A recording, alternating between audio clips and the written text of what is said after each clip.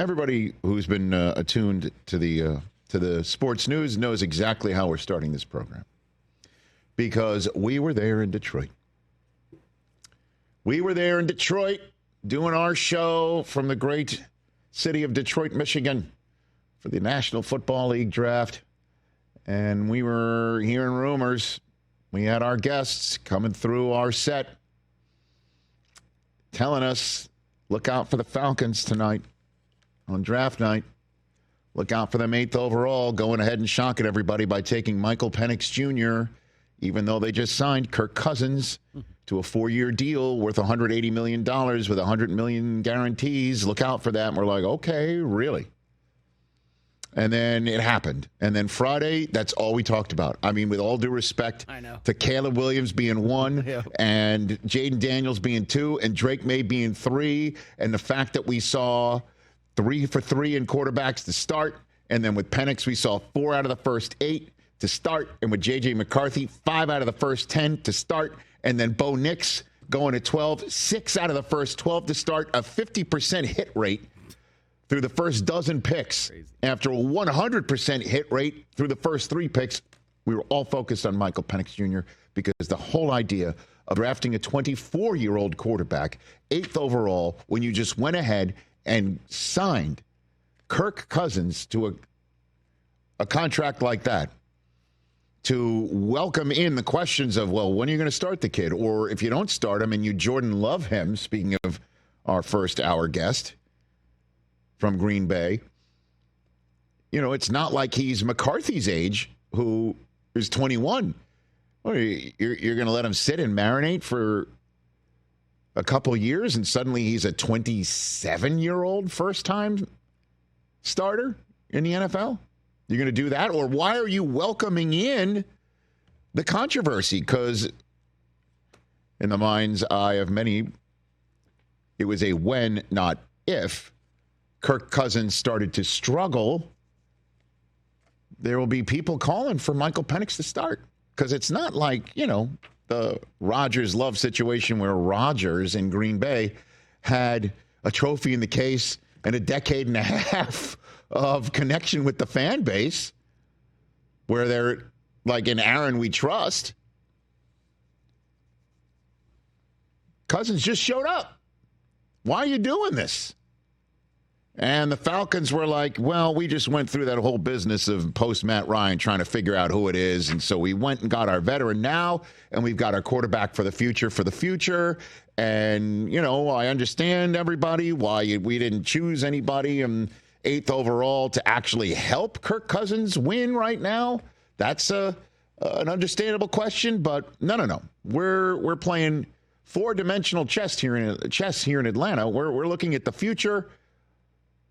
That's what we're looking at, and we got the now settled, and we got the future settled with our future head coach in Raheem Morris, who knows how to handle the personalities in the locker room.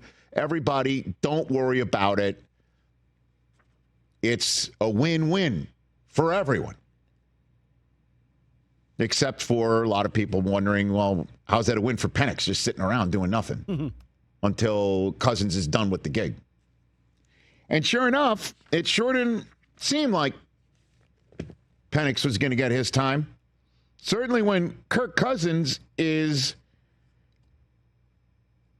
throwing for 509 yards and 4 touchdowns in a Week 5 win in overtime against the Bucs, and then 3 games later throws for 4 touchdowns and no interceptions against the Bucs. And you look at Cousins' numbers against the Tampa Bay Buccaneers, the arguably best team in the NFC South, and certainly the one that Atlanta would have to overcome to win the division in Raheem Morris's and Kirk Cousins' first year. 2-0 sounds great. You've swept them and you got the back pocket tiebreak to put on the table. 8 touchdowns, 1 interception against the one opponent in your division you know you got to beat. So Kirk Cousins, that's his gig. That's his job. Now, when you look at the fact now, he's got, outside of those numbers, 10 touchdowns and 15 interceptions against the rest of everybody else.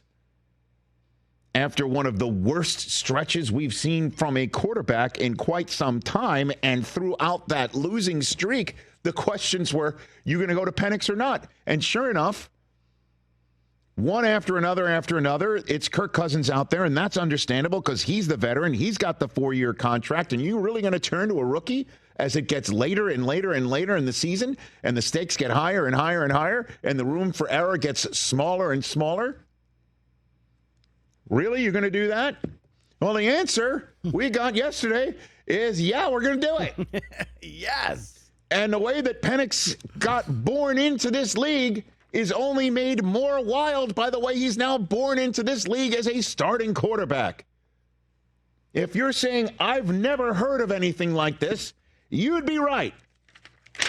Because here's the list of rookie quarterbacks in the National Football League to make multiple starts and lead his team to the playoffs after his first start coming in Week 10 or later in a season for a team that when they started him was either at 500 or below. The list of quarterbacks in such a circumstance is 0. It's never happened. Wow. And Michael Penix will have to be the first. And his numbers this year, coming into this scenario, he's 3 for 5. That's it. 3 completions in 5 attempts. He played mop-up against Denver, right? He played mop-up first against Seattle. Oh. When it first started dawning on some people that things might be a little awry, that game came in Week 7. Atlanta fell to 4-3 after Seattle came in and smacked Atlanta around in their house. Cousins threw interceptions on his final 2 possessions of the game, and that's when Raheem Morris handed Penix a mop. And he was 1 for 1 in that game, 14-yard pass to fellow rookie wide receiver Casey Washington out of Illinois. As of now, it's Casey Washington's only catch of the year. That's chemistry. Week 11, after they lost in New Orleans to fall to 6-4, well, that's when they started sensing something might be up with Cousins, and they gave Penix the last 2 series with a mop.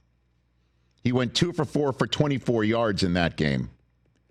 A 20-yard reception to Ray McLeod, who he might be throwing to, one would think, targeting in his first start. And then a 4-yard reception by Kaderil Hodge, who's had only 4 other catches this year. So it's not like he's got work in with London and Pitts, right? Mooney.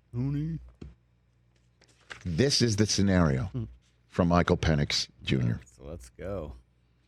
And I get it. Because I'll tell you what, man. The numbers by Cousins have been so bad.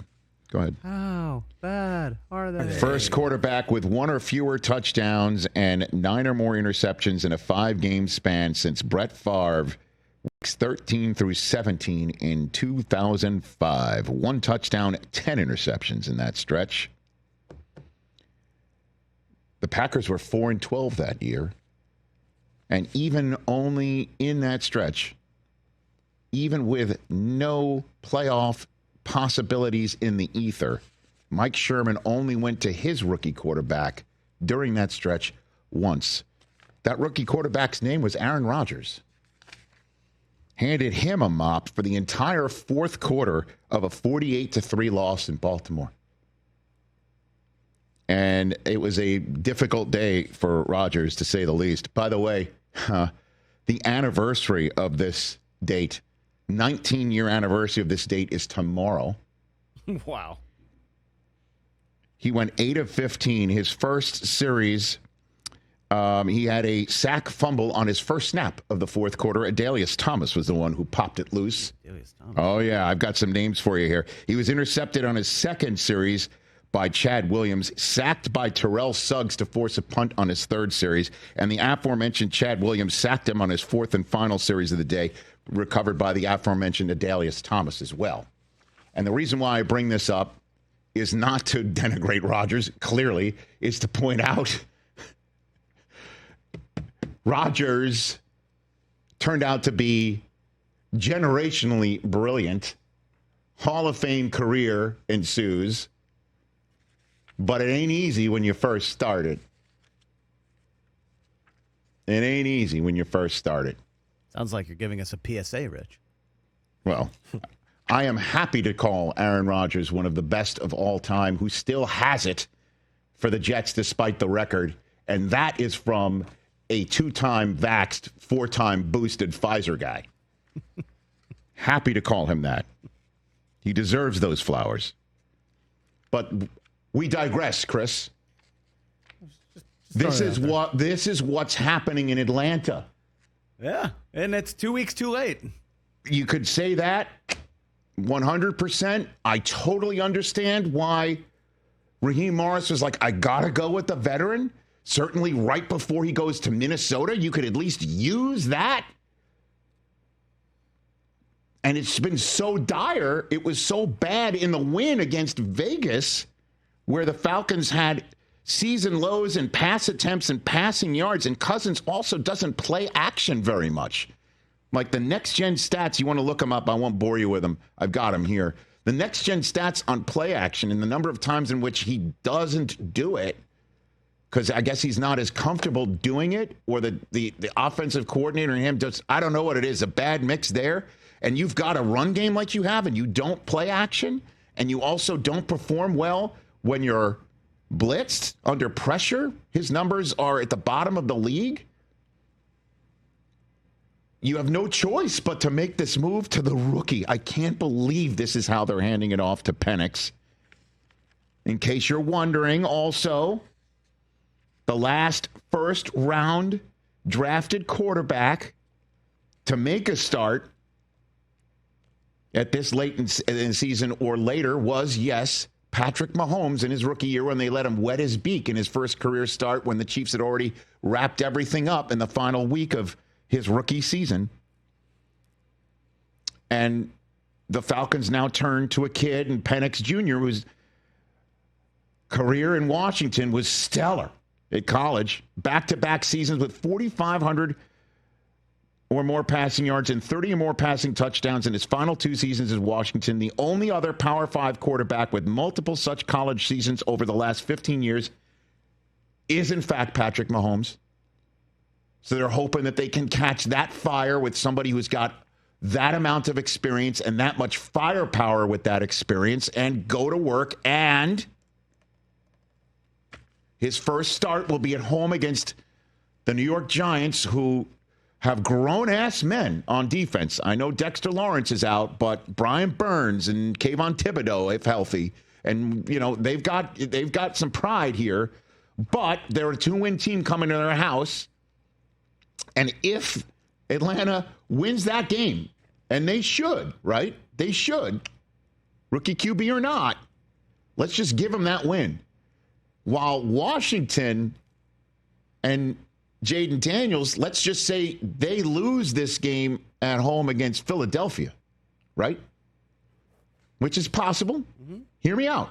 If this happens, then the Week 16 game that NBC flexed into before Week 17 game that NBC flexed into before this news, Atlanta at Washington, D.C., would be for a playoff spot between the 8th overall pick in the draft getting his first career road start and the 2nd overall pick in the draft getting his shot at joining the 10-win club. Come on, because the Commanders would be 9-6 going into that game, and the Falcons would be 8-7 going into that game. And if the Falcons win that game, they'd have the same record as the Commanders and have the tiebreak on them. Penix can pull this off in 8 quarters, potentially. Big if, but what a big roll of the dice. And Raheem Morris can, to salute to the, to Arthur Blank in the front office that said, go ahead and draft him 8th overall. And we spent months saying he's going to be useless to this team in his rookie season. And look how relevant. We were thinking the 8th overall pick was Mr. Irrelevant. Mm-hmm. Look who's Mr. Relevant now. Thick of a playoff race. The 8th overall pick. It's great.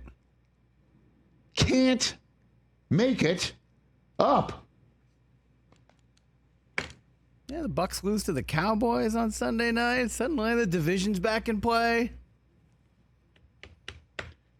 TJ playing spoiler. I mean, if the Cowboys do that and play spoiler, well then, squirrel for everybody, man. Delicious. Seriously. Are you going to try some? No. Yes, TJ, will you vouch to eat squirrel if the Cowboys play spoiler? Look, I'm not the one who is that's confused by that's the squirrel. a tall I'm order. asking him. If One of my favorites, the squirrel. Let's leave that alone. That's a no. We digress. I honestly can't make it up, man. Cannot make it up. Unbelievable. Well, Jordan Love's going to join us. I don't use real estate about somebody else's table like this, but man, what a development with Michael Penix Jr. in Atlanta. And as I said, kudos to that front office to give the coach the ability to say, this is what we're doing. And let's see it. Crazier things absolutely have happened in the NFL. What a way for Michael Penix Jr. to be born into the league and now born into the league as a starting quarterback. Catch the Rich Eisen Show every single day on the Roku Channel, 12 to 3 Eastern, for free.